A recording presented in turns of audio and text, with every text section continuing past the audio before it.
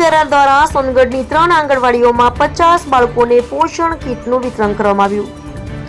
Rotary club of ફેરાની આગેવાની હેઠળ સોનગઢની 3 આંગણવાડીઓ જયસિંહપુરા, અમન park અને હાથી ફળિયા આંગણવાડીમાં નાના બાળકોને પોષણ કીટ વિતરણનો કાર્યક્રમ યોજાયો હતો. આ કાર્યક્રમ અંતર્ગત કુલ 50 બાળકોને પોષણ કીટ આપવામાં આવી હતી. સાથે જ બાળકોનું હાઇટ અને વજન પણ માપવામાં આવ્યું હતું, જેથી તેમની તબિયત પર નજર રાખી શકાય. આ પ્રોજેક્ટમાં શ્રી અંબિકા એજન્સી સોનગઢના રોટેરિયન અમિત ગાંધીના સૌજન્યથી પોષણ કીટ તૈયાર કરવામાં આવી હતી. બાળકોને આપવામાં આવેલી પોષણયુક્ત સામગ્રીમાં ફળો, સિંગ, તલની ચીકી, બદામ, કોપરું, ગોળ, મિલ્ક ચોકલેટ, સોયાવડીના પેકેટ અને ચણાનો સમાવેશ કરવામાં આવ્યો હતો. કાર્યક્રમ દરમિયાન રોટરી ક્લબ ઓફ ફેરાની અધ્યક્ષ રુજુતા ગાંધીએ બાળકોને પોષણયુક્ત આહાર લેવા ફાયદા સમજાવ્યા અને ખાસ તૈયાર કરેલું આહાર ચાર્ટ બતાવીને પ્રેરણા આપી.